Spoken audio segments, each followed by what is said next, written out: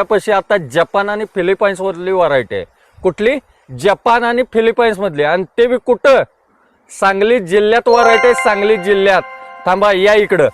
नमस्कार दादा. नमस्कार. नाव सांगा तुमचं. माझं नाव शक्तिकुमार यशवंतराव पाटील. कुठलं गाव? अंकलखोप. दादा, ह्या दोन व्हरायट्या कोणत्या आहेत? एक पलीकडे जपानची व्हरायटी आहे. जपानची व्हरायटी? जपानची काय व्हरायटी आहे. सांगताय? हो.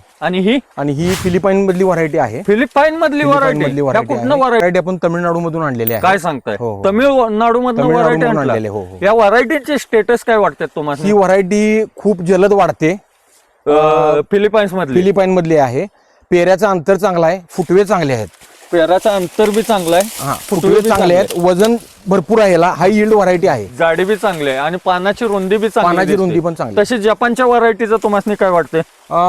जपानची व्हरायटी पण चांगली आहे, पण वाढ थोडीशी स्लो आहे त्याची. बरं, आता ह्यात दोन्हीतली व्हरायटी वाढवायची, तुम्ही कोणती फिलिपाईनची व्हरायटी वाढवायला काय अडचण नाही. म्हणजे तुम्ही ती वाढवायला सगळ्या शेतकऱ्यांनी वाढवायलाच पाहिजे. त्याचा नंबर काय सांगू शकशील? 999317 1799 1799 व्हरायटी. शेतकरी मित्रांनो, सांगली जिल्ह्यात पलूस तालुक्यामध्ये अंकलखोप गावामध्ये नाविन्यपूर्ण काय करायचं असलं तर पाटलांनीच केलंय आणि पाटलांच्याकडे यायला लागतंय.